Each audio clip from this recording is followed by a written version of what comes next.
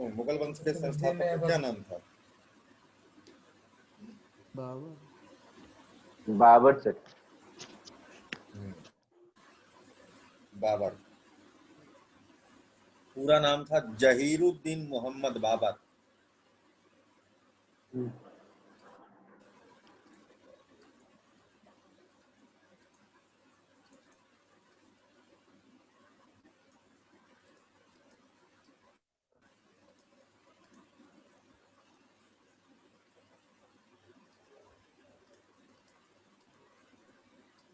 जहीरुद्दीन मोहम्मद बाबर 30 अप्रैल 1526 से 26 दिसंबर 1530 तक, अपनी मौत तक, ये जो है इसने गद्दी पर बैठा रहा। और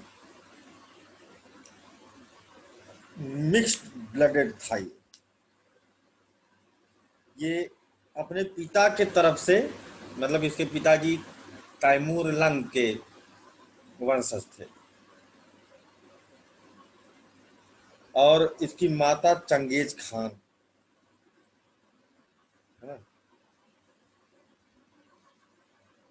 दोनों महान आक्रमणकारियों का खून इसके अंदर था, यानी कि इसको भी वैसा ही महान होना चाहिए जैसे जिसे ग्रेट ग्रैंड फादर थे।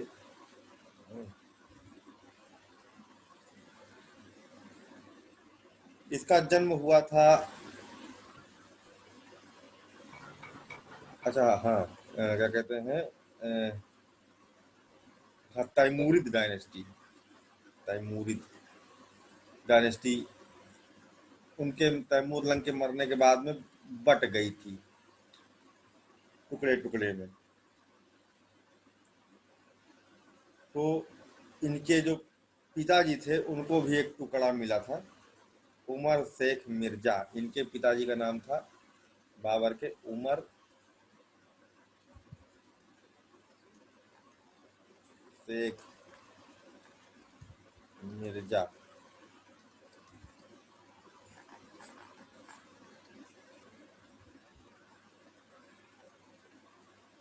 और इनकी माता का नाम था कुतलक निगार खानूम।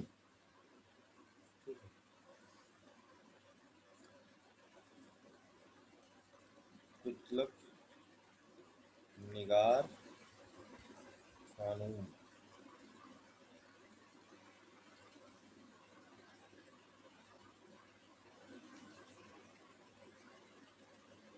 बच्चे तो इनके बहुत, इस कारण से हुमायूं को इतनी ज्यादा कंपटीशन झेलनी पड़ी थी थ्रोन के लिए।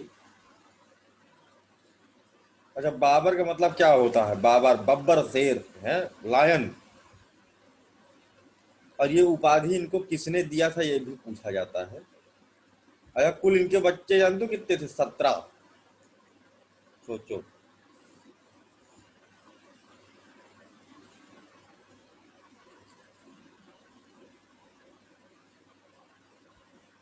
इनका जो क्या कहते हैं जन्म हुआ था अंदीजान, है ना। और इनके जो पिताजी थे उमर शेख मिर्जा, फरगना, एक छोटे से कबीले के शासक थे, फरगना के।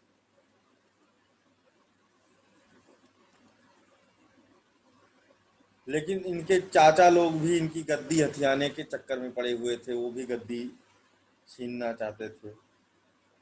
हाँ। तो जब इनकी क्या कहते हैं मृत्यु हो गई इनके फादर की,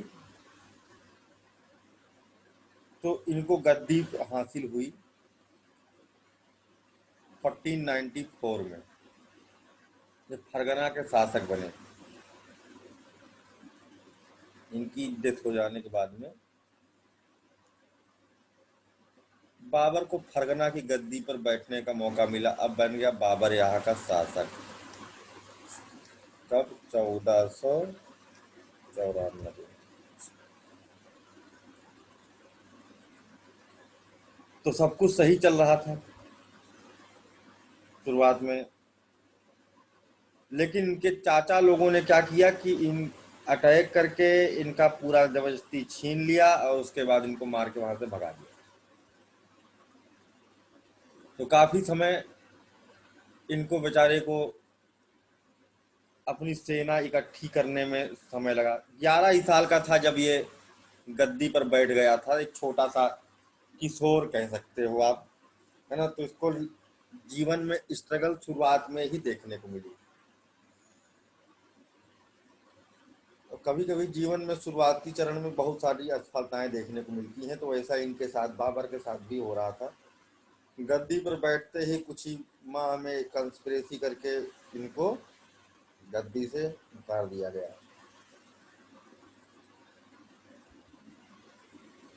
हालांकि इन्होंने हार नहीं मानी, इन्होंने सेना इकट्ठी करी। धीरे धीरे जो लोग इनके फेथफुल थे उनको इकट्ठा किया और एक बड़ी सेना तैयार करके अपने अधिकार को वापस प्राप्त कर लिया। यानी एक बार अभी ये हारा, है ना, फरगना इनके हाथ से निकल गया और दोबारा प्राप्त हो गया।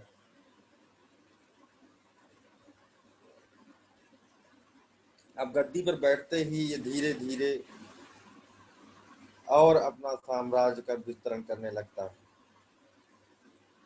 ठीक है, हेरात तक पहुंच जाता है।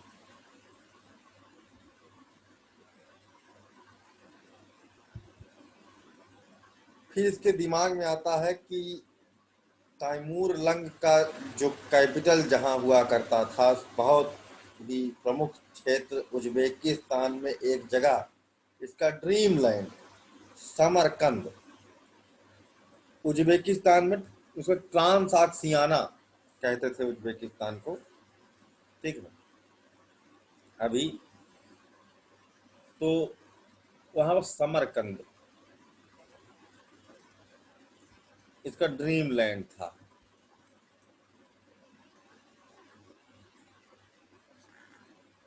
तो इसने अपने सेनापति को, जो है बहुत ही फेथफुल सेनापति जिसका नाम था सरगना, उसको फरगना का क्या कहते हैं कार्यभार सौंप करके कि तुम यहाँ पर मेरे लौटने तक देखना। मैं जा रहा हूँ युद्ध करने। देखो कितना बड़ा युद्ध प्रिय व्यक्ति था कि यहाँ पर लोग अपने सेनापतियों को युद्ध करने भेजते हैं, ये खुद ही युद्ध करने जा रहा था। इसने कहा हम जा रहे हैं समरकंद अटैक करने, सर जीतने। सेनापति का क्या नाम था सर? सरगना। ठीक है, तो भाई हाथ में इनके दे करके 1497 की बात है, ये चल पड़ा क्या कहते हैं समरकंद पर आक्रमण करने। कर दिया, समरकंद जीत लिया। ठीक है, जीत लिया समरकंद और 6 महीने यहां रुका रहा ताकि देखे कि कोई दोबारा से रिविलियन ना हो। जब इसको एकदम सेटिस्फैक्ट्री लग गया कि हाँ सब एकदम फिट है, सब सही है, तो अब ये वापस फरगना की तरफ लौटता है। और इसकी अनुपस्थिति में सरगना ने अपने आप को फरगना का शासक घोषित कर दिया था, स्वतंत्र शासक। और उसने कहा था कि जब बाबर दिखाई दे तो इसको घेर करके, पकड़ करके, बंदी बना करके मेरे सामने लाना। ठीक, तो अपनी जो सेना लेकर के बाबर वापस लौट रहा था, तो इसको रास्ते में ही विशाल सेना दिखाई दी। इसको लगा कि अभी अरे ये सब हमारे स्वागत के लिए खड़े हैं, अभी हमको सब कंधे पे उठा लेंगे, है ना, अभी सब हमारा जय जयकार करेंगे, हैं, क्योंकि मैं जीत के आ रहा हूँ भाई। तो वो जो है पहुंचे वहां, देखने, अरे मैं नजदीक आ गया तब भी ये लोग मेरे जय जयकार नहीं कर रहे हैं, क्या बात है। हम्म, थोड़ा सा इसको शक हुआ फिर, लेकिन जब और करीब पहुंचा तो इसके ऊपर जब अटैक हो गया तो इसको एकदम कन्फर्म हो गया कि अरे कुछ तो गड़बड़ हो गई। विशाल युद्ध हुआ वहां पर, इनकी जो सैनिक थे काफी सब लहूलुहान कर दिए गए, लेकिन ये कुछ सैनिकों की मदद से मरुस्थल में भागने, बच के निकलने में सफल रहा। और उसके बाद इसको पता चला कि भाई फरगना हाथ से चला गया, जिसका होम टाउन था फिर से छिन गया दूसरी बार, हाथ से ये फरगना भी चला गया। लेकिन इसने कहा चलो कोई बात नहीं है, फरगना चला गया, हमारे पास तो हमारा ड्रीम लैंड है जो कि हम काम कर करके आए हैं, पहले हम जाते हैं वहीं रहते हैं और धीरे धीरे सेना को बड़ी करते हैं। जब सेना बड़ी हो जाएगी, ताकतवर हो जाएगी, तो वापस हम फिर से फरगना हासिल कर लेंगे युद्ध करके, चढ़ाई करके।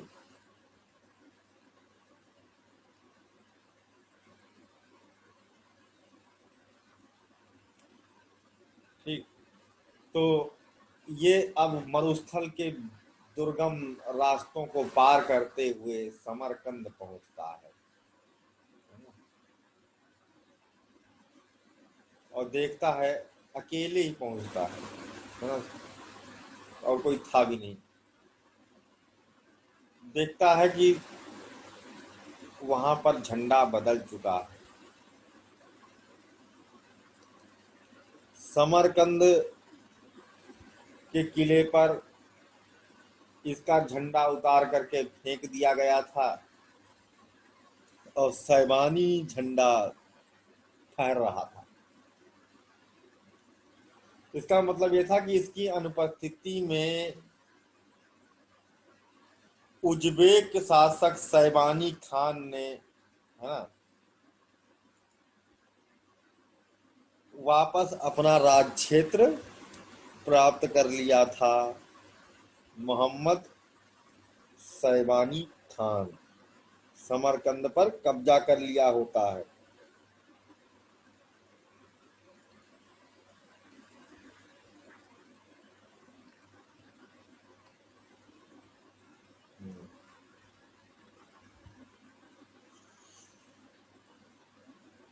अब इसके बाद क्या रहा भाई,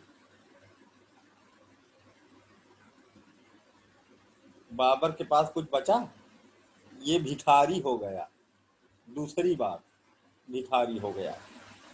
एक बार जब इसके चाचा लोग जो है भगा दिए थे, अब की बार दोनों चीजें जीत करके कुछ नहीं बचा इसके पास, पाने के बाद भी कुछ ना मिला, खो दिया सब। अब ये बेचारा सोचा अब क्या करूं, किसी तरह जिंदगी काटना है। उधर इसको फौजें ढूंढ रही थी, क्योंकि सरगना को पता था कि फरगना पे ज्यादा समय तक शासन नहीं कर पाएगा अगर ये जिंदा है, तो ढूंढो इसे। इनको ढूंढवाया जा रहा था। तो अब ये उधर भी नहीं गया, इधर भी नहीं गया, मरुस्थल में बीच में क्या कहते हैं भटक रहा था कि जाइल कुम मरुस्थल में टहल रहा था, लाल रेत में, इधर से उधर, उधर से इधर। आखिर जाने पर इसको एक महिला मिलती है बूढ़ी, तो वो इसको सहारा देती है, खिलाती है, पिलाती है, कुछ दिन तक उसके यहाँ काम करता है, भेड़ भेड़ चराने का काम करता है तटवर्ती क्षेत्र में। तटवर्ती क्षेत्र में कह रहा हूँ, वो फूड हिल रीजन, टेनसान माउंटेन, काफी समय तक वहां पर अपनी जिंदगी काटता है। और उसके बाद वो जो बुढ़िया थी इनको कहानी सुनाती है चंगेज खान की, चंगेज खान के आक्रमणों की कहानी सुनाती है, जिससे कि ये इंस्पायर होता है, क्योंकि इसको ऑलरेडी पता था कि मैं चंगेज खान का ही वंशज हूँ। तो एक दिन इसने बुढ़िया से बता ही दिया कि मैं आज आपको अपना इतिहास बताता हूँ, है ना, असली, कि मैं चंगेज खान का ही वंशज हूँ, उन्हीं का खून हूँ, है ना, मेरी माता चंगेज खान की बेटी। तो बुढ़िया बड़ी क्या कहते हैं, प्रभावित हुई। नहीं वाह, अभी तक ना बताए तुम, हैं, तुम तो सुल्तान बनने लायक हो, तुम यहाँ भेड़ चरा रहा है, शर्म नहीं आती तुमको, हैं? एक का हम सुल्तान बने बने थे, सब हमारा छीन जाता है, 2 बार हम ट्राई किए, है ना, फिर ही निकल जाता है, मेन से नहीं निकलता है हमारा। बहुत परेशान हो गए अपनी जिंदगी से। तो कहे परेशान होने की जरूरत नहीं है, अब तुम जो है प्रॉमिस करो कि तुम अपना अधिकार प्राप्त करके रहोगे, तुम जाओ यहाँ से। तो कहा ठीक है, तो अपना डंडी उंडी उठा करके अकेले ही चल पड़ा वापस, है ना, चुपके से भेष बदल करके पहुंचा फरगना। तो वहां पर देखा कि क्या कहते हैं, पूरा एकदम अ, कब्जे में सब कुछ चल रहा है, और अभी युद्ध करने की कोई स्थिति नहीं है, और जनता भी कोई ऐसा विद्रोह की स्थिति में दिखाई दे रही है। तो सैन्य संगठन में भी कोई, इसने सैन्य संगठन बनाने की बहुत कोशिश करी वहां पर, लेकिन इसका सैन्य संगठन बन नहीं पा रहा था। तो सोचा अब क्या करें।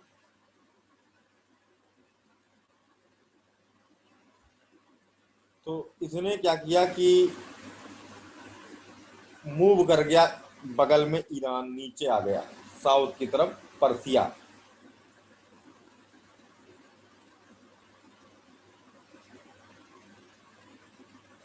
ईरान में, और वहां पर अपने आप को, वहां पर शाह, पर्सिया के शाह क्या कहते हैं का शासक चल रहा था।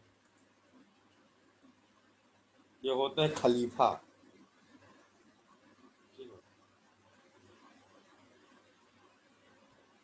तो खलीफा के यहाँ बाबर को सी ग्रेड की नौकरी मिली। अब बेचारा समझ लो जॉब करने लगा। ये राजा था, है ना, जो, जिसकी ये हालत हो गई है कि अब इसको जॉब करनी पड़ रही प्राइवेट, है ना।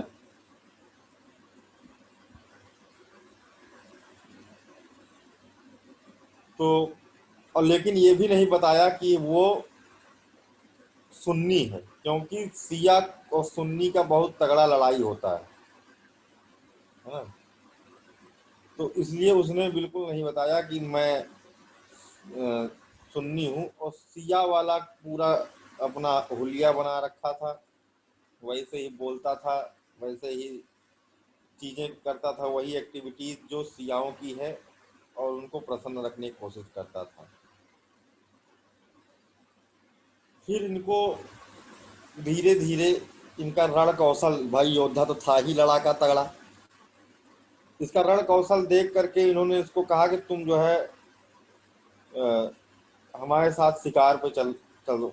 इनको एक बार अपने साथ शिकार पर ले गया, वहां पर एक शेर ने अटैक मारा। जब शेर ने अटैक मारा तो इन्होंने निकाली तलवार, और उसकी गर्दन पर एक क्या कहते हैं पॉइंट होता है, नस मोटी सी, एक बार में उस नस पर मारा, गर्दन कट गई, शेर वहीं पर गिर के मर गया। एक बार में शेर मार पाना बहुत बड़ी बात होती है, वो भी जब अटैक मोड में हो शेर। तो उससे बहुत प्रसन्न हुआ वो, अपना खासम खास बना लिया, और उनको बाबर की उपाधि दिया, क्योंकि शेर मारा था इन्होंने। उनका शेर के ऊपर सवा शेर, मतलब बब्बर शेर, तुम हो बाबर। तो उपाधि किसने दिया? वही इस्माइल खान, पर्सिया का शाह, हाँ, ने दिया था इनको उपाधि।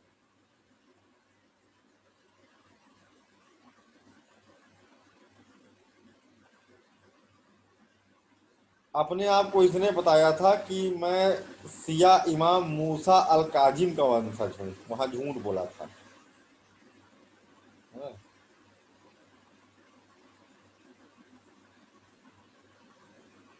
फिर क्या था कि काफी समय बाद इनसे बड़ा खुश हो गया था इस्माइल शाह। अब इनको अपने साथ बैठाने लगा पीने। एक दिन इनसे पूछा, भाई ये बताओ, तुम अपना इतिहास बताओ, तुम कैसे कैसे यहाँ पर हमारे पास नौकरी पे आ गए, क्या है ना? तुमने हमारी जान बचाई, हम तुम्हारे लिए कुछ करना चाहते हैं। तो इन्होंने अपनी कहानी असली वाली बताई, कही कि हम तुमको बताएंगे तो हमको मार तो नहीं डालोगे? कहे नहीं मारेंगे, तुमने हमारी जान बचाई, तुम कुछ भी बोल दो, है ना? तो उन्होंने कहा कि हम शिया नहीं, सुन्नी है, और हम बहुत बड़े शासक थे, बहुत बड़े योद्धा थे, बहुत लड़ाई जीता था, लेकिन हमारे अपने ही हमको हमेशा धोखा दे गए, है ना? हर बार जिस पर भरोसा किया उसने हमारे साथ गलत किया।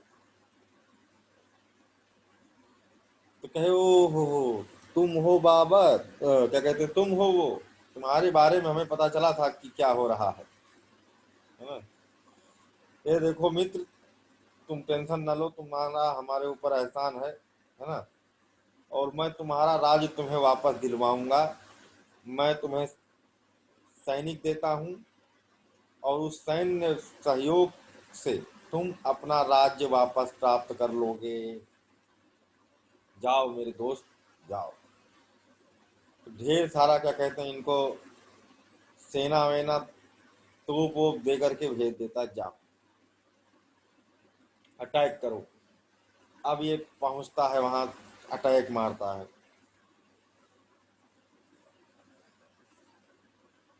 फरगना के ऊपर, और पहले ही अटेम्प्ट में इनको झेल नहीं पाता है, फरगना कब्जे में आ जाता है।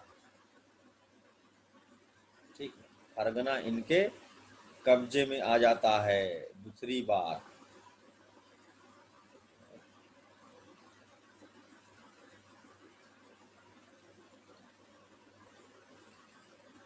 अब ये फिर से फरगना का शासक बन जाता है, अपने मूल निवास क्षेत्र को वापस अपनी गद्दी को प्राप्त करके बहुत खुश होता है। फिर इसने हेरात पर आक्रमण किया, उसे कब्जे में कर लिया, बुखारा पर आक्रमण किया, उसे कब्जे में कर लिया। धीरे धीरे इसने अपने राज्य क्षेत्र का विस्तरण कर लिया, मतलब काफी लंबा राज्य क्षेत्र इसने बना लिया।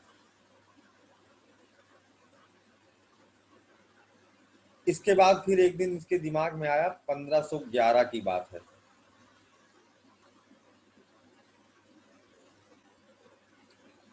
इसने कहा कि वापस मेरा ड्रीम लैंड समरकंद, है ना, इसको तो हमको प्राप्त करना है, चाहे जैसे।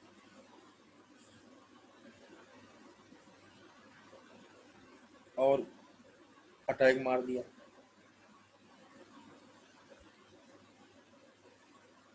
तो मोहम्मद शैबानी खान इनसे पराजित हो गए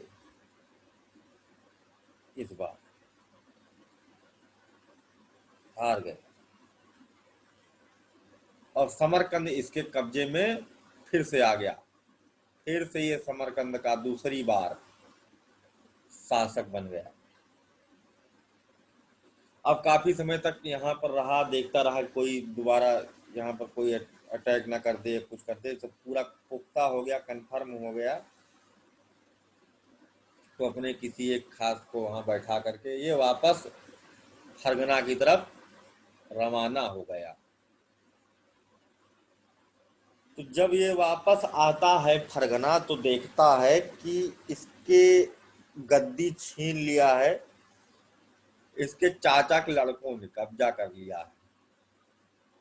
फिर से फरगना चला गया है। तो अब फरगना फिर से इसके हाथ में नहीं रहा।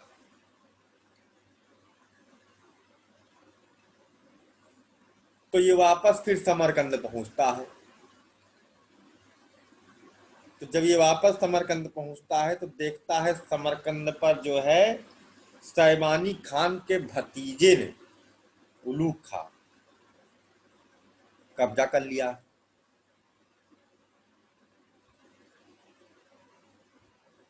नहीं, कुतलुक ख्वाजा, ठीक है, ने कब्जा कर लिया है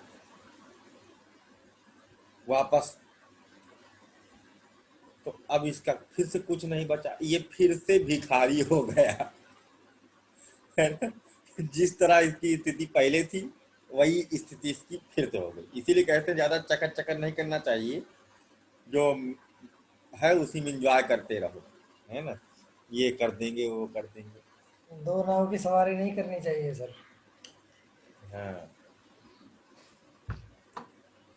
तो अरे अटैक करने का तरीका होता है, तमीज, इसको तमीज नहीं थी, है ना। लोग जो है सेनापतियों को अटैक करने के लिए भेजते हैं, इसको दूसरे के ऊपर भरोसा नहीं था, खुद ही सब किए जा रहे हैं। राजा हैं, झाड़ू भी खुद ही लगाएंगे, सेना को भी खुद ही सिखाएंगे, तनख्वाह भी खुद ही बांटेंगे, हाँ, खाना भी खुद ही बनाकर खा लेंगे और खिला देंगे, है ना। तो ये ऐसे लोग नहीं कि मतलब कि खुद है, ऐसा जो लोग करते हैं वो चल नहीं पाते ज्यादा समय तक। शुरुआत के लिए ठीक है, सब कुछ खुद ही किए जा रहे हैं।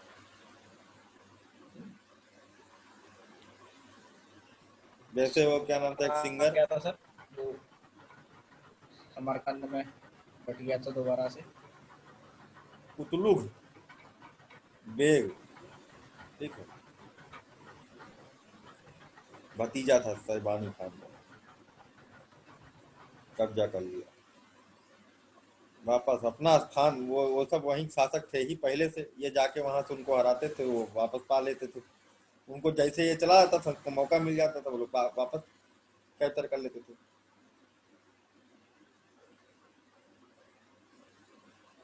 और इस बार किसी को जो है अपॉइंट करके इसलिए नहीं आता था क्योंकि इसको भरोसा नहीं रह गया था किसी के ऊपर।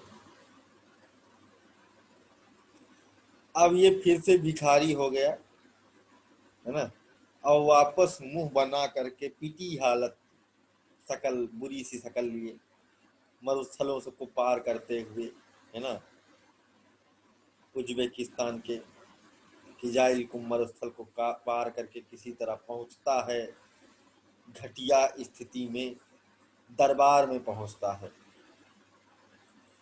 इस्माइल खान के, पर्सिया के शाह के, पीटी सी सूरत लेकर। तो वो कहता है यार तुमको देख करके हमको अपना एक अजीज मित्र याद आ रहा है। ये चुपचाप खड़े, तो तुम्हें देख करके मेरा एक अजीज मित्र बाबर काफी समय हमारे साथ व्यतीत किया, फिर मैंने उसके, उसने मेरी जान बचाई थी, फिर मैंने उसको जो है उसका राज वैभव वापस दिलवाया। लेकिन तुम्हारी सूरत भले मिलती है, लेकिन तुम्हारी जो स्थिति है दयनीय, ये मेरे मित्र की स्थिति नहीं। वो तो अमीर है ना, समय अफगानिस्तान पूरा उसके कब्जे में, है ना। और सुनने में आया था कि उसने ट्रांसक्सियाना तक विजय प्राप्त कर लिया। कह मैं ही हूँ वो। तुम्हारी स्थिति कैसे हो गई मित्र?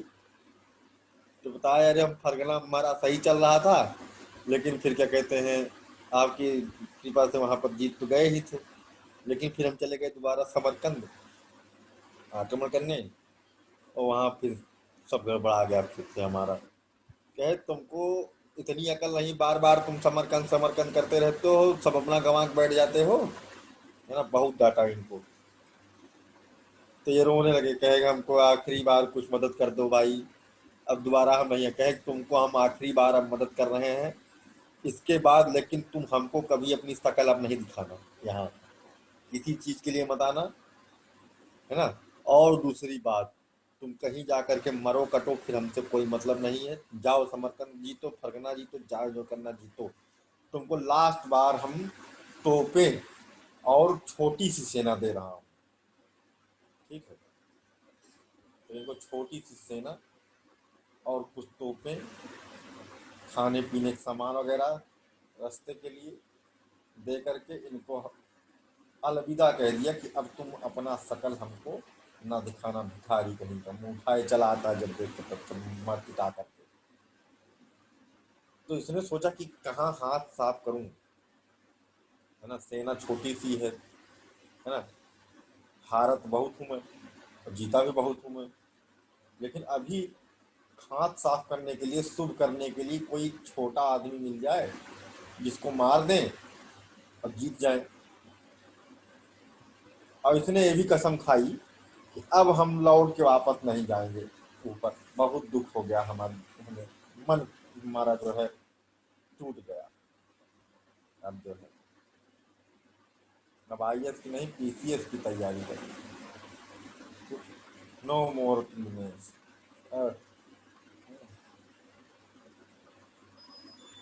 तो इसने देखा कि काबुल है, काबुल में जो है 5 साल का एक शासक बैठाया गया था राजा के मर जाने के बाद में गद्दी पर, उलूग खान। उलूग खान 5 साल का बच्चा। उन्होंने कहा इससे बढ़िया और कोई नहीं, इसी के ऊपर आक्रमण करते हैं, हाथ साफ करते हैं, शुभ करते हैं। तो ये उनके ऊपर आक्रमण करता है और जीत जाता है और वहीं काबुल में बैठ जाता है, और वहीं पर रहता है। जब इसको इनविटेशन मिलती है 1515 में, अपना ये यहीं पर बैठा है, इसका गद्दी मिल गई है, काबुल का शासक बन गया है ये। अब वहीं छोटे से काबुल में बैठा हुआ अपनी जिंदगी काट रहा है, और इसने ऊपर का ड्रीम देखना भी बंद कर दिया है। और तब इसको इनविटेशन मिलती है 2 बार, सुअवसर।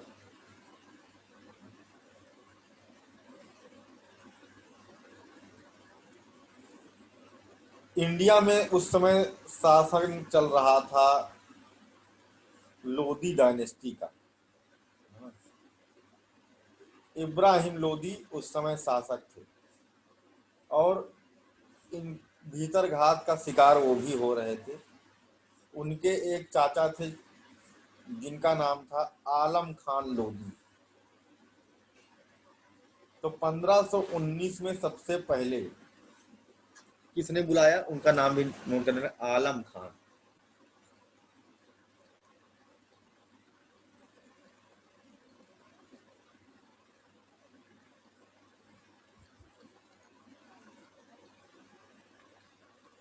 ये चाचा थे।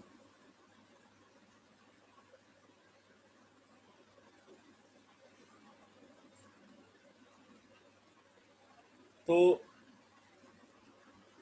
इन्होंने बुलाया तो युद्ध करने के लिए, लेकिन ये हार गए, जीत नहीं पाए,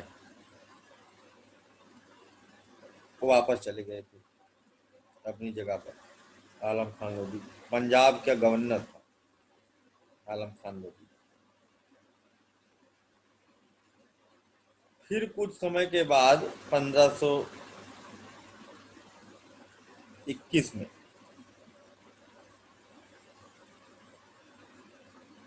इसको फिर से अगेन इनविटेशन मिलती है दूसरे चाचा से,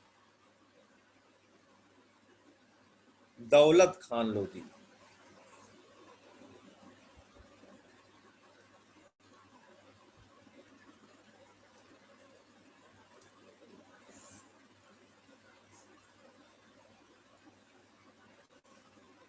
दौलत खान लोधी इनको इनवाइट करता है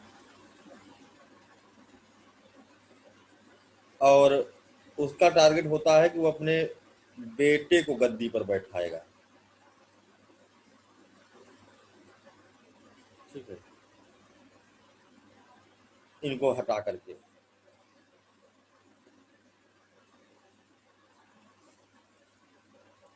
तो 1523 में क्या कहते हैं, ये पहुंचते हैं 2 बार इनवाइट करने के बाद में। पहले तो डरा हुआ था ये, कहीं मैं गया और काबुल भी मेरे हाथ से न चला जाए। हमारी किस्मत बड़ी खराब रहती है, जब जहाँ हटे नहीं कि वहाँ अभी पीछे हार चुका हूँ वैसे भी।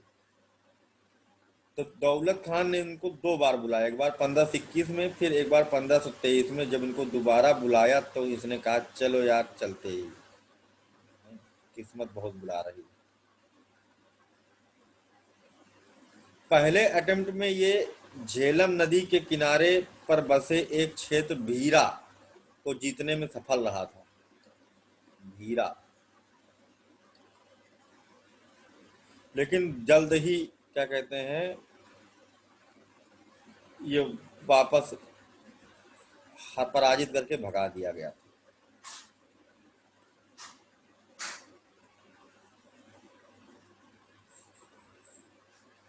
अब दौलत खान लोदी जो थे, है ना, इनको जब बुलाते हैं तो ये चले आते हैं।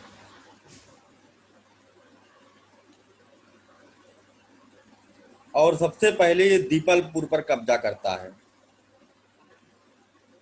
आने के बाद में।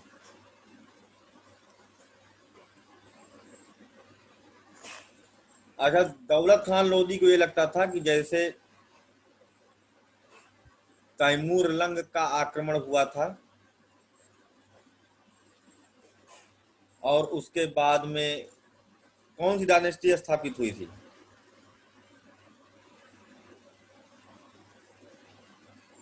सैयद, है ना, और वो लूट पाट करके चला गया था। तो भाई वो उज्बेकिस्तान का शासक था समरकंद खान तासियाना, तो वापस चला गया था। इसको ये लगा कि ये भी तो है तैमूर लंग का वंशज, इसको बुलाते हैं, ये भी आक्रमणकारी वैसे टाइप का होगा और ये आएगा यहाँ पर इब्राहिम लोदी को हरा देगा और क्या कहते हैं गद्दी पर बैठ जाएगा, नहीं फिर हमको, हमारे लड़के को गद्दी पर बैठा देगा और ये खुद वापस चला जाएगा लूट पाट करके, जैसे कि तैमूर लंग करता था, उसने किया था। लेकिन इसको ये नहीं मालूम कि तैमूर लंग के पास एक विशाल साम्राज्य था ऑलरेडी और ये भिखारी है ना। तो ये अगर ये गद्दी पर बैठेगा तो कहीं नहीं जाएगा, इसके लिए यही इसको फिट लगेगा। लेकिन वो तो अपनी बुद्धि से अपने गेम को खेल रहा था, ये अपने गेम को अपनी तरफ से खेल रहा था।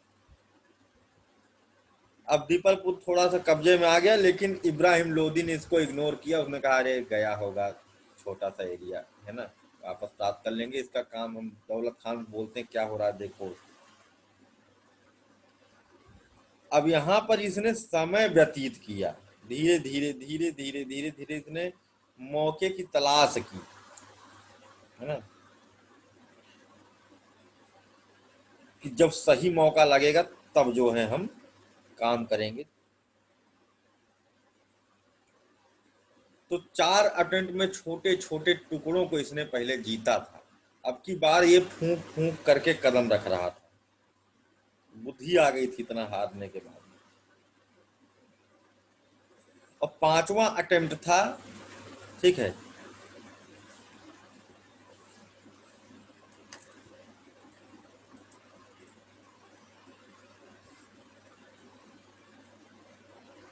वही बैटल ऑफ पानीपत, ठीक, पानीपत का प्रथम युद्ध, फर्स्ट बैटल।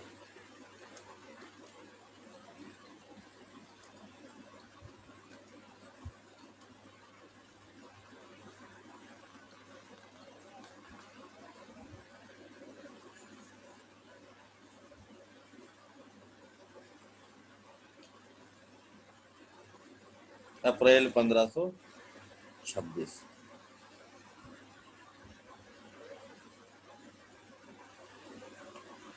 इसने अटैक मार दिया इब्राहिम लोदी के ऊपर 21 अप्रैल। डेट तक पूछी जाती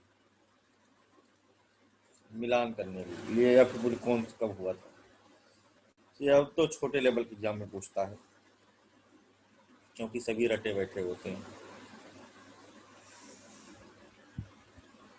और इस युद्ध में इसने इब्राहिम लोदी को बुरी तरह से पराजित करके लोदी वंश की नींव ही उखाड़ दी और इसने वहां की गद्दी को संभाल लिया। दिल्ली की सत्ता इसके हाथ में आ गई और इसने क्या कहते हैं अब यहाँ पर मुगल वंश की नींव डाला। इसी युद्ध के बाद में मुगल वंश की स्थापना हो गई।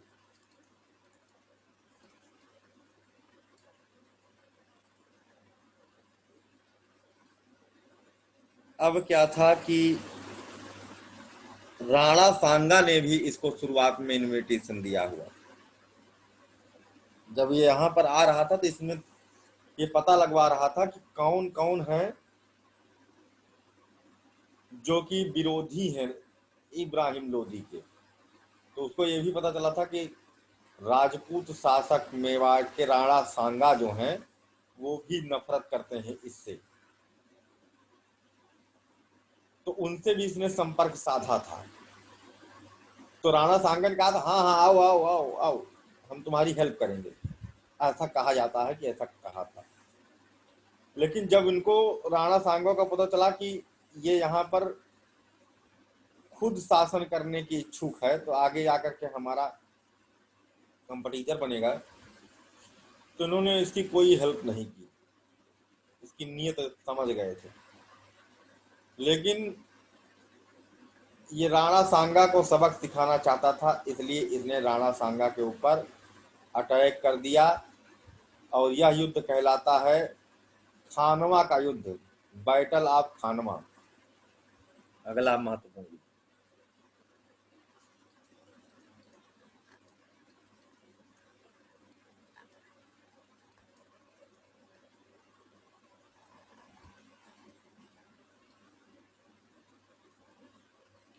सत्रह मार्च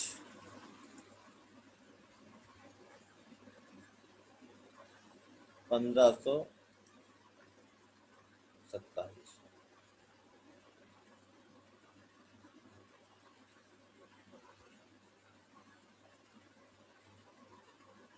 इस युद्ध में शुरुआत में तो राणा सांगा जीत रहे थे, काफी घायल हो गए थे, लेकिन तब भी वो अच्छा खासा युद्ध जो है लड़ाई कर रहे थे। और ये जो मराठा कन्फेडरेसी की स्थापना किए थे, राजपूतों को जोड़ करके 8 राजपूत सेनाओं को, क्योंकि ये क्या कहते हैं जो ये कन्फेडरेसी थी संघ, उसके हेड भी थे। तो ये इन्होंने क्या कहते हैं अपना संघ बना करके पूरा युद्ध किया था। लेकिन इनको मारने के लिए इसने षड्यंत्र रचा और न जाने कैसे किसी को जो अंदर इनका ट्रीटमेंट करने वाला था उसको अपने में मिला करके खरीद के जहर मिला दिया और उसके बाद उसको पिला दिया दवा के नाम पर राणा सांगा को। राणा सांगा की खेमे में ही मौत हो गई।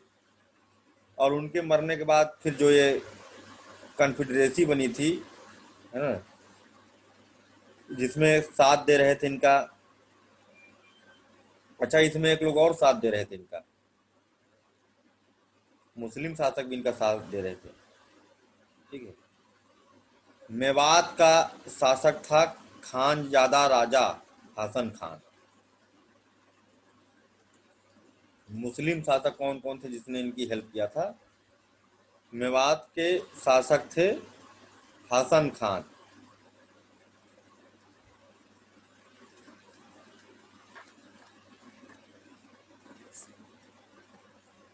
और एक लोग थे इब्राहिम लोदी के भाई, इनका बहुत लंबा चलेगा, ये भी ऐसे ही जिद्दी है। ये तो हो गए हसन खान मेवाती, है ना। कट्टर होते हैं मेवाती बहुत। और दूसरा लोदी के भाई, इब्राहिम लोदी के भाई महमूद लोदी।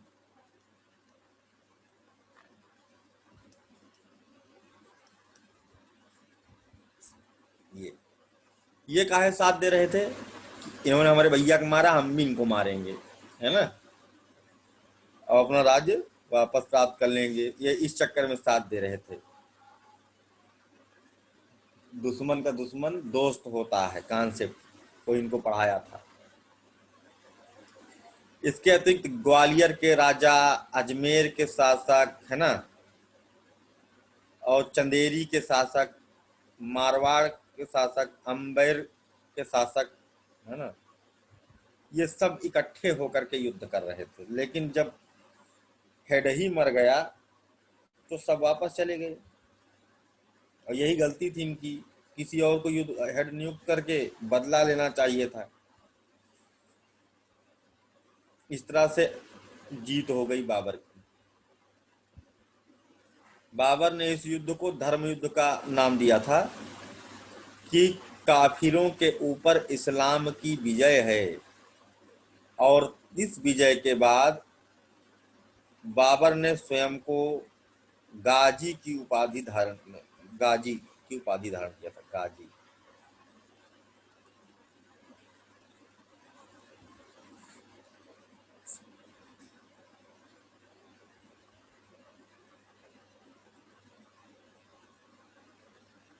ठीक है।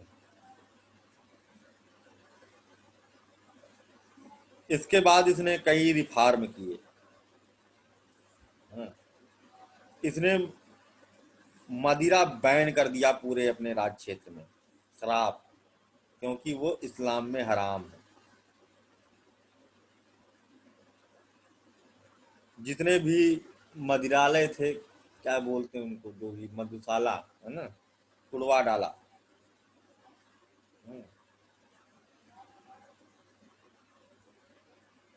और जो मुस्लिमों से एक कर लिया जाता था, जिसे कहते थे, एक व्यापारिक कर था, वो तमगा।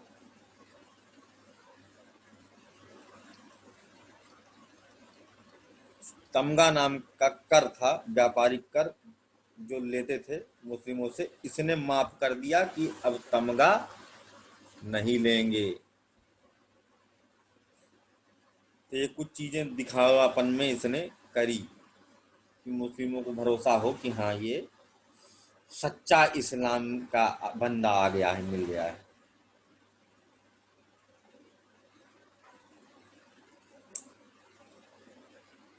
उसके बाद इसने चंदेरी पर आक्रमण किया था, क्योंकि राणा सांगा की मदद किए थे ना ये, तो इसलिए इनके ऊपर अटैक मारेगा चंदेरी। जो भी राणा सांगा का हेल्प किया है उसको सबक सिखाएंगे बाबर, उन्होंने सोचा। अभी देखो, इसकी किस्मत सही हो गई। कभी कभी हमारी दिशा का भी फर्क पड़ता है। हमारी किस्मत होती है पूरब में और हम सर पटक रहे होते हैं पश्चिम में। अब देखो, अच्छा खासा राजा बन गया, पूरब की तरफ चला आया। तो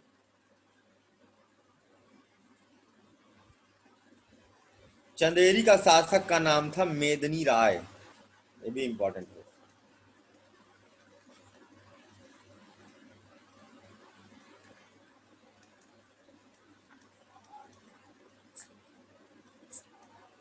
मेदनी राय, उनको सबक सिखाने के लिए उनके ऊपर अटैक मार दिया। 21 जनवरी 1528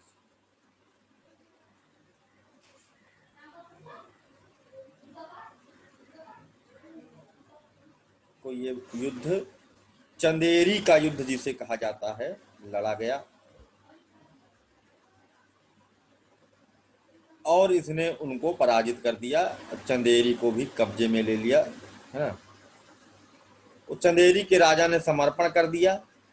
उससे खुश होकर के इनको शमशाबाद में जागीर दे दी, है ना, उन्होंने कहा कि कहते हैं तुमको हम वहाँ पर जागीर देते हैं, तुम वहाँ पर अपना जीवन यापन करो, लेकिन इन्होंने जागीर लेने से मना कर दिया। तो इस कारण से क्रोधित होकर काइन की खोपड़ियाँ उड़ा दो, मार दिया गया।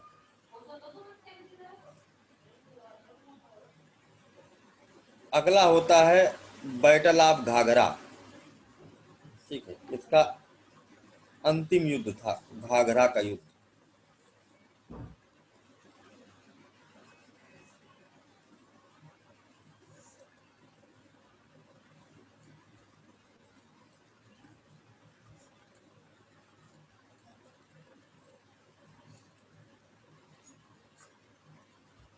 Battle of Ghaghara.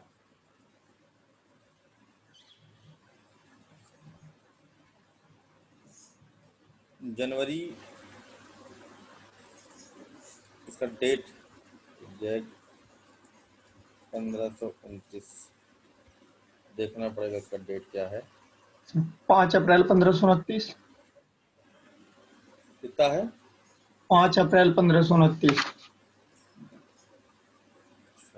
अप्रैल है कि जनवरी है? अप्रैल है सर। अच्छा, 5 अप्रैल 1529 में युद्ध लड़ा। किसके खिलाफ लड़ा? अभी एक लोग और थे ना, महमूद लोदी, अफगानी, लोदी डायनेस्टी का भाई उनका। वो अपना राज वापस लेने के लिए प्रयासरत था।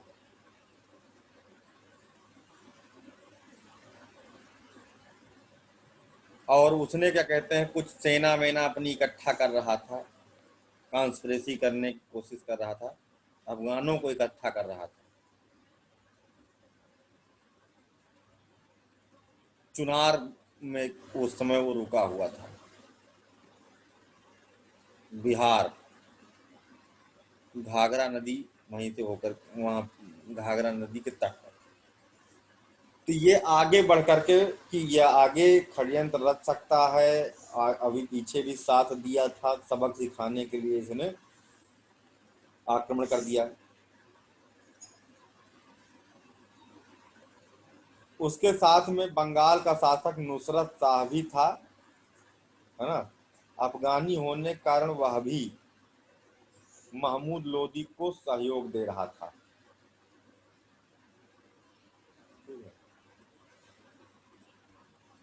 लेकिन बाबर ने बिना डरे गंगा नदी पार करके घाघरा पहुंचा। घाघरा पर क्या कहते हैं, अटैक, घाघरा नदी के तट पर कंबाइंड फोर्स से लड़ा यह नुसरत शाह और महमूद लोदी की। इसमें दो लोग थे, नुसरत शाह बंगाल के थे और मेन लीडर थे महमूद लोदी।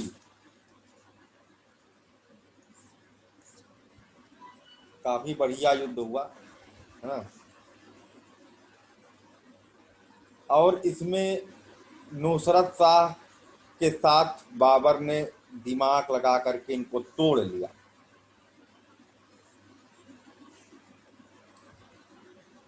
कोई डील वील कर लिया होगा अपना। तो बीच युद्ध में ही क्या हुआ कि नुसरत शाह ने महमूद लोदी का साथ छोड़ दिया। बाबर ने इनसे कहा था कि हम तुम्हारा बंगाल पर कभी आक्रमण नहीं करेंगे, तुम सुरक्षित रहोगे, और कुछ बात किया होगा अपना, है ना। तो उसको लगा कि सही बात है, जो सत्ता में है उसके साथ रहना ज्यादा उचित है ना। महमूद लोदी का हाथ इसने बीच युद्ध में छोड़ दिया और उसका परिणाम यह हुआ कि महमूद लोदी की बुरी तरह पराजित हुई। हार गया महमूद लोदी, हार गया, लेकिन भाग गया, मरा नहीं है। अभी ये जो है नरक मचा कर रखेगा आगे तक। महमूद लोदी फिर से सेना वेना खड़ी करेगा अपनी। उसके बाद बिहार के जो शासक थे, है ना, बिहार के शासक का नाम था बहर शाह लोहानी।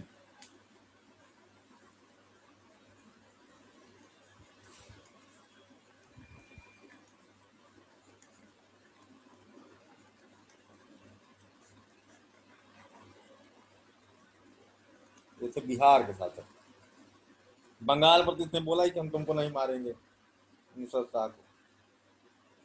बहर शाह लोहानी से भी इसने संधि करी। उसने कहा कि देखो तुम्हारे यहाँ शरण पाया था ये, तो उन्होंने कहा कि हम महमूद लोदी को कभी शरण नहीं देंगे और मुगल वंश के किसी भी शत्रु को कभी शरण नहीं देंगे। और इस तरह से बहर शाह लोहानी से भी इसकी मित्रवत संबंध हो गए, यानी बिहार और बंगाल का मामला इसने संधि से सेटल कर लिया। और इसके विद्रोहियों को अब वहां जगह मिलेगी नहीं, और ये इसके राज क्षेत्र में रह नहीं पाएगा कोई, यानी अब भागो तो साउथ में भागो, और कोई जगह बची नहीं, नहीं तो अब म्यांमार भाग जाओ।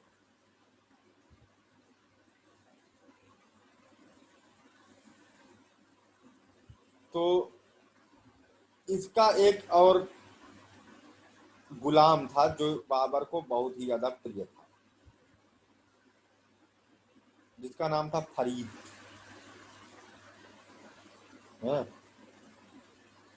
बाबर ने उसको कई सारी चीजें सिखाई थी, शेर मारना और ये सब चीजें कैसे, ये सब ट्रेनिंग पूरा दिया था। बहुत ही तेज था बुद्धि में, हुमायूं की तरह मानता था उस गुलाम को बाबर। आगे जाकर के यही बनेगा शेर शाह सूरी। बहुत ही विद्वान लड़का था, पढ़ा लिखा था। पढ़ा लिखा क्या था कि थोड़ा मोड़ा जो सीख पाया तो सीखा था। बाबर का अंगूठा छाप था। तो अपना इस गुलाम को खुश हो करके बहर शाह लोहानी को दे देते हैं, क्योंकि वो कहता था कि हमारा बेटा है एक निखट्टू जलाल खान, इसको ट्रेनिंग देने के लिए कोई बढ़िया मार्शल आर्टिस्ट भेजो, है ना।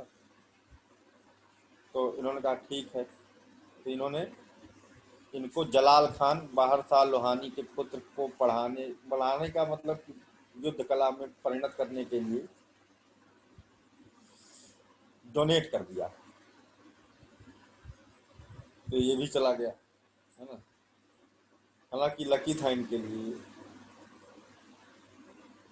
और इसके पहले एक घटना और बीच में घटी, ये तो थी इनके युद्धों का सीरीज।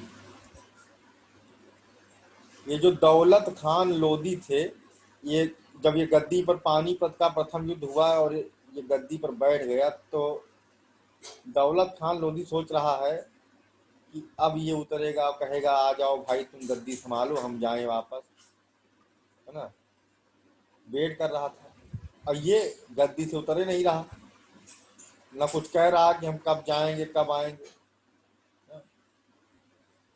तो एक दिन कहा कि भाई बहुत हुआ, अब तुम जाओ, तुम जैसे हम लोगों की बात हुई थी, है? अब वापस जाओ, अब हम शासन करें। हम क्या शासन करें, मतलब कि हमारा लड़का जो है शासन करे।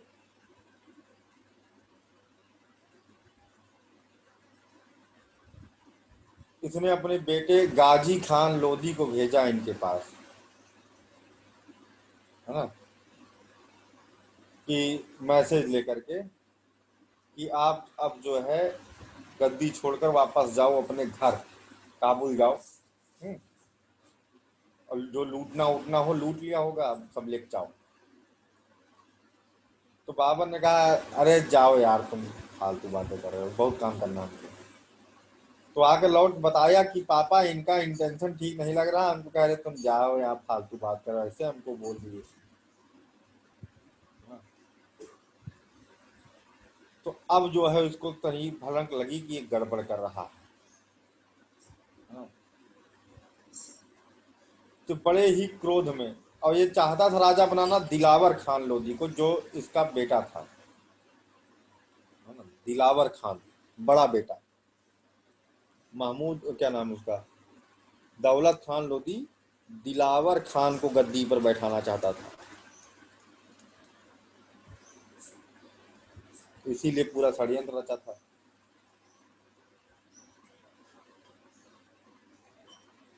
अब बहुत अधिक क्रोधित होता है, क्या कहते हैं, इसको सुनने के बाद में, और भरी सभा में ऐसे मुंह उठाए चला जाता है दौलत खान लोधी, और सबके सामने बाबर की इंसल्ट करने लगता है दरबार में।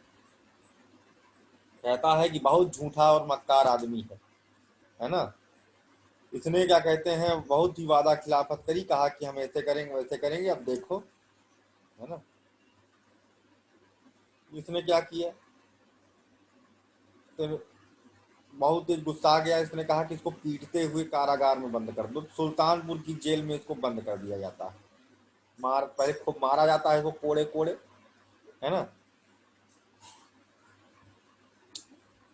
दौलत खान लोधी को, और उठा करके सुल्तानपुर की जेल में बंद कर दिया जाता है। अब क्या था कि इसका जो बेटा था दिलावर खान, है ना, वो एक सेना की टुकड़ी लेकर के आता है, इनके ऊपर अटैक करता है। छोटी सी सेना होती है। ऊपर से बाबर कहता है कि अरे दिलावर, मैं तेरी दिलेरी से बहुत प्रसन्न हूँ, तुम्हारी पितृभक्ति से बहुत प्रसन्न हूँ। तुम छोटी सी सेना 20-25 आदमी लेकर के आए हो और मुझे चैलेंज कर रहे हो मेरे घर के सामने, हैं? मैं तुमसे बहुत प्रसन्न हूँ यार, बड़ा मजा आई तुमको इसका देखा। अब लौट जाओ। कह नहीं लौटेंगे, तुम्हें हमें पापा काहे मारू, है ना। तो कह ठीक है, तुम भी पूछे जाओगे, तुमको बहुत इच्छा है ना, तो और लड़ लो। अब जल्द ही इनकी सेना जो है गाजर मूली की तरह काट डाली जाती है, बचते हैं ये, है ना। तो बाबर कहता अब तुम लौट जाओ, हम कह रहे हैं, ठीक है। दिलावर कहता हम नहीं लौटेंगे, हम तो लड़ेंगे। और उसको फिर पटक पटक के मारा जाता है और एकदम लहूलुहान हो जाता है, गिर जाता है। कहते हैं दिलावर मर जाएगा, अब लौट जा। कहते नहीं, हम तो लड़ेंगे। और किसी तरह उठ के खड़ा होता है। तो इससे इतना प्रसन्न होता है कि हार नहीं माना तू, जो है लगातार युद्ध किया मेरी तरह, है ना। तो कहा मैं तुमसे बहुत प्रसन्न हूँ दिलावर खान, तुमको क्या चाहते हो बताओ। क्या हमारे पापा छोड़ दो और कुछ नहीं चाहिए हमको, है ना। तो उन्होंने कहा ऐसा है, तुमको हम ऐसे नहीं छोड़ेंगे, तुमसे मैं बहुत प्रसन्न हूँ। तुम्हें जालंधर और सुल्तानपुर का मैं जो है हेड बनाता हूँ, ठीक है। ये दो चीजें हम तुमको भेंट कर देते हैं।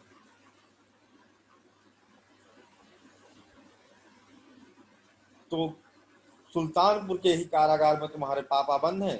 अब जेल तुम्हारा, राज जो एरिया तुम्हारा, तुम जो का मन कह करो। तो अपने पापा को ये वहां से छुड़वा लेता है और उसको देख करके बड़ा खुश होता है।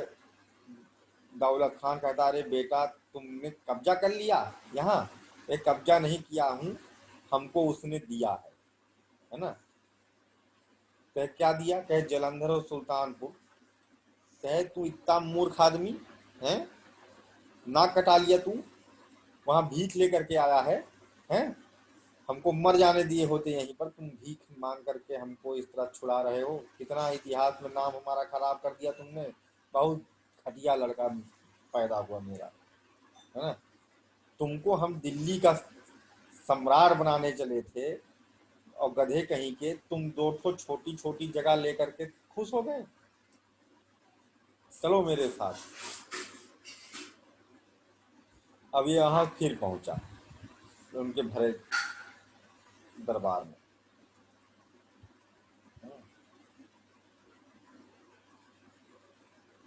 और दिलावर ने कहा हम नहीं जाएंगे, तुम ही जाओ, तुम ये सब फर्जी जो है परपंच तुम ही पालो, है ना। ये पहुंचा फिर से उनके पास का और फिर से गालियां देने लगा भरी सभा में। बाबर, तूने मेरे बेटे को भी खरीद लिया, मेरे से अलग कर दिया, अल्लाह ताला तुझे कभी माफ नहीं करेगा। फिर वही डायलॉग बाजी। और की बार इनको बाबर ने कहा कि इसको पीटते हुए लेके जाओ, रास्ते भर पीटना, है ना।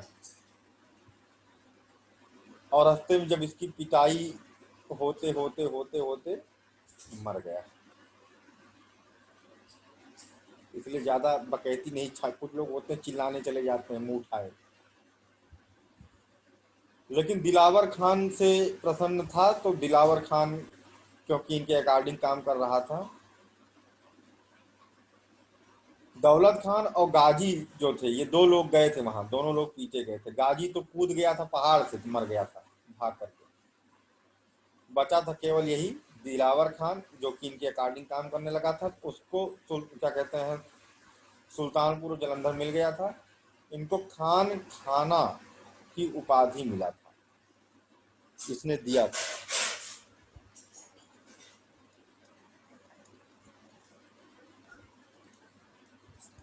खान खाना की उपाधि प्रदान किया था। तो ये यहाँ का मामला खत्म है ना। अब मर जाएगा ये बाबर, और इसके मरने का भी बहुत बढ़िया सिस्टम था। बदख्वसा में हो गया था विद्रोह, और बदख्वसा के विद्रोह को दबाने के लिए इसने अपने बड़े पुत्र हुमायूं को भेजा। हुमायूं विद्रोह को दबाने में तो सफल हो गया था। अच्छा हाँ, वहां से लौट करके इसने अब आगरा में अपना क्या कहते हैं सेटलमेंट किया। सेटलमेंट क्या किया, आगरा भी आगे बढ़ करके हुमायूं ने ही कब्जे में लिया था, है ना। इसलिए हुमायूं को आगरा में ही छोड़ दिया था। और वहीं पर फेमस कोहिनूर हीरा अपने पिता को हुमायूं ने भेंट किया था लेकर के। तो कहाँ से लौट हुमायूं रहा था को ये? हाँ कहाँ से लौटते हुए सर? क्या चीज, ये सर कहाँ से लौट के आए थे जब आगरा पे मतलब हुमायूं रह गया था? युद्ध करके, बिहार वाला, है ना। ठीक है सर। तो यहाँ पर हुमायूं ऑलरेडी था, तो हुमायूं ने गिफ्ट दिया था ऐसे कोहिनूर हीरा। तो हुमायूं जो है आगरा की कमान संभाले हुए थे। तो बदख्वसा में जब विद्रोह हुआ तो इनको भेज दिया गया कि जाओ तुम बदख्वसा विद्रोह का दमन करो। तो वो गया वहां पर, लेकिन वहां का जो क्लाइमेटिक कंडीशन था वो झेल नहीं पाया। विद्रोह को दबा दिया, लेकिन हो गया एक लाइलाज बीमारी से ग्रस्त हो गया। और सबने कहा कि अभी बचेंगे नहीं, अब ये मरी जाएंगे।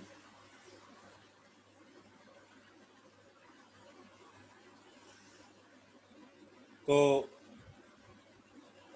इसने इबादत करी अल्लाह से अपना कि ऐसा है, मैंने अपनी ज़िंदगी जी ली है और मेरे बेटे की ज़िंदगी बख्श दो, बदले में मेरी जान ले लो, है ना। ऐसे बोला। भगवान से कभी कभी ज़्यादा इमोशनल होकर नाटकबाजी नहीं करना चाहिए। कभी कभी कहते हैं तथास्तु, है ना।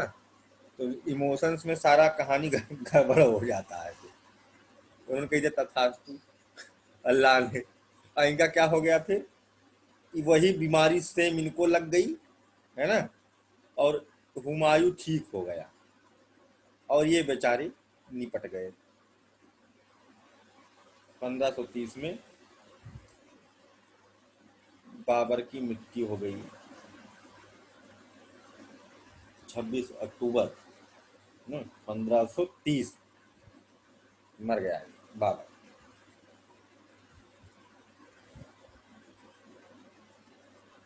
इसकी आखिरी इच्छा थी कि इसको काबुल में दफनाया जाए, लेकिन पहले इसको आगरा में दफनाया गया था टेम्परेरी। ठीक है, पहले इसको आगरा में दफनाया गया था। 9 वर्षों के बाद में इसकी एक लिखी हुई किताब पढ़ रहा था, हुमायूं बाबरनामा।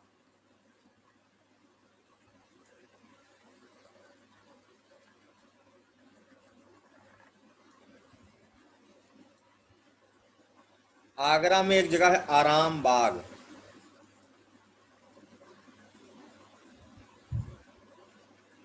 ठीक है, आराम बाग, जिसे अपभ्रंश के तौर पर अभी राम बाग कहते हैं।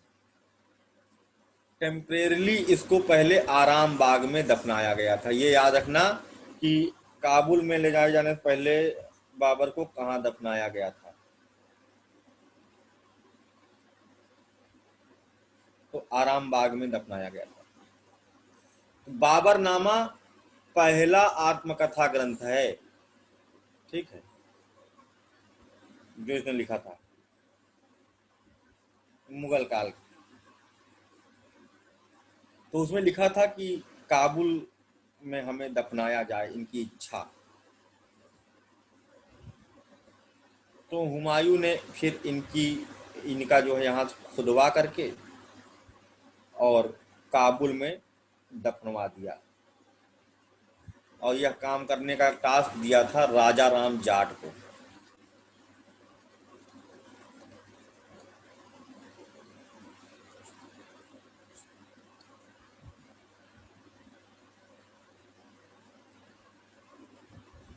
अच्छा, बाबर पहला शासक था जिसने बादशाह की उपाधि धारण किया था।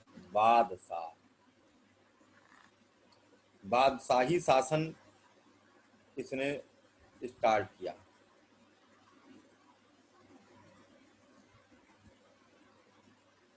दूसरी चीज, इसने लोदी को पराजित करने के लिए तुलुगमा प्रणाली का इस्तेमाल किया था। तुलुगमा, जिसमें सेनाओं को बांट दिया जाता है, ऐसे ऐसे छुपी रहती हैं। एक छोटी सेना फ्रंट में दिखाई जाती है और बैकअप सेना एक पीछे होती है। और जैसे अटैक होता है, अंदर एंट्री होती, चारों तरफ से घेर लिया जाता है और चारों तरफ से अटैक होता है। इसे कहते हैं तुलुगमा में फंसा लेना।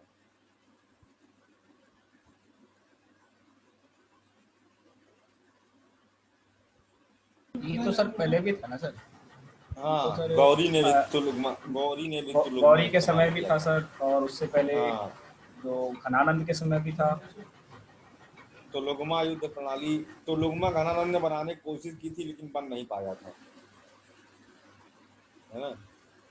कहाँ बन पाया था, वो सीधे अटैक हो गया था। जहाँ इंतजार कर रहा था वहां से चाणक्य ने उसको बचा के निकाल ले गया था, अलेक्जेंडर को। जी सर। तो इसने सर क्या किया था बाबर ने तुलुगमा को? तुलुगमा में ऐसे फंसा करके उनको मारा था पानीपत में। जो युद्ध करते हैं, सेना को, एक सेना को सामने रखते हैं, बाकी सब किनारे किनारे छुपी रहती हैं। तो जो अटैकर होता है वो ओवर कॉन्फिडेंट हो जाता है कि छोटी सेना है, क्या कर लेगी हमारी, जोश में आकर के आगे बढ़ के अटैक मारता है। तो जैसे ही जो एक रीजन होता है तुलुगमा, वहां पहुंचने पर ये सब तुरंत ही चारों तरफ से घेर लेते हैं और काटना शुरू कर देते हैं। तब पता चलता है अरे बाप रे, इतनी बड़ी सेना है। ये चीज होती है।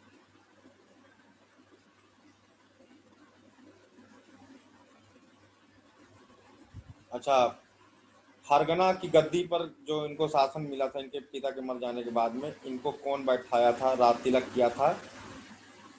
इनकी दादी थी दौलत बेगम। दौलत बेगम, इन्होंने भारत में इंडो पर्शियन आर्किटेक्चर का विकास किया। ठीक है, इंडो पर्शियन आर्किटेक्चर।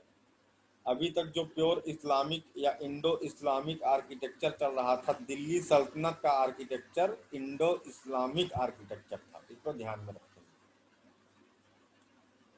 लेकिन ये लेके आता है इंडो पर्शियन आर्किटेक्चर, क्योंकि ईरान में काफी समय इसने व्यतीत किया है, तो वहां से सीखा है। ये तुलुगमा भी वहीं की युद्ध प्रणाली थी।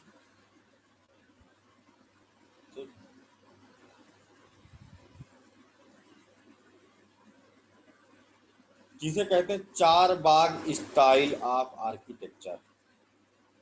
तो यानी कि चार बाग स्टाइल ऑफ आर्किटेक्चर किसकी देन है?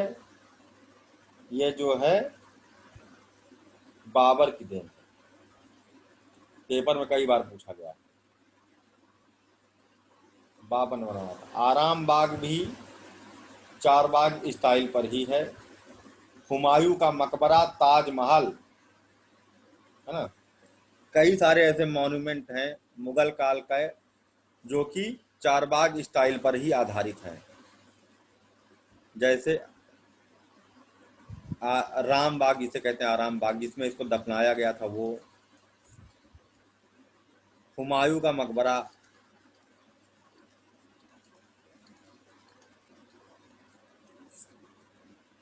ताजमहल, और नूरजहां के पापा का क्या कहते हैं मकबरा, नूरजहां ने बनवाया था आगरा में। आगे इत्तिमादुद्दौला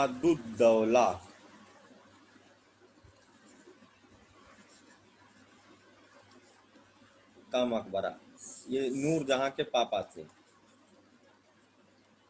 जिसे ट्विंस ऑफ ताजमहल कहा जाता है, ताजमहल का जुड़वा।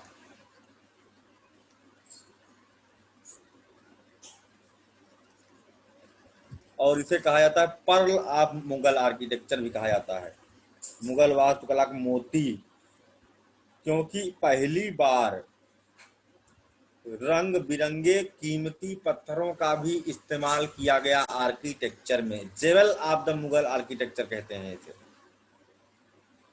मुगल वास्तुकला का आभूषण। एमराल्ड, ठीक है, लेपिस लेजुली, ये सब कीमती पत्थरों का इसमें इस्तेमाल किया गया था। कलरफुल स्टोन का इस्तेमाल किया गया।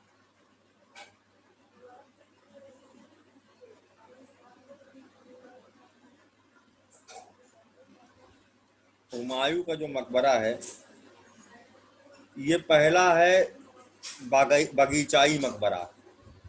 ताजमहल भी है लेकिन ये हुमायूं का मकबरा पहला है।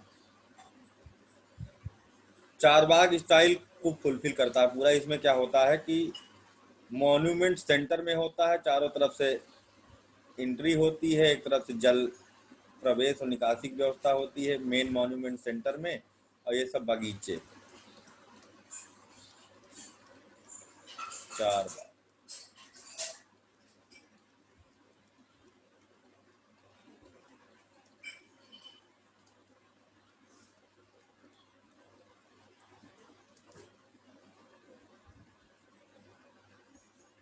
ठीक, तो ये हो गया। और इसी के साथ में आपका बाबर खत्म। बाबर के बाद में कल हम लोगों का टारगेट है हुमायूं।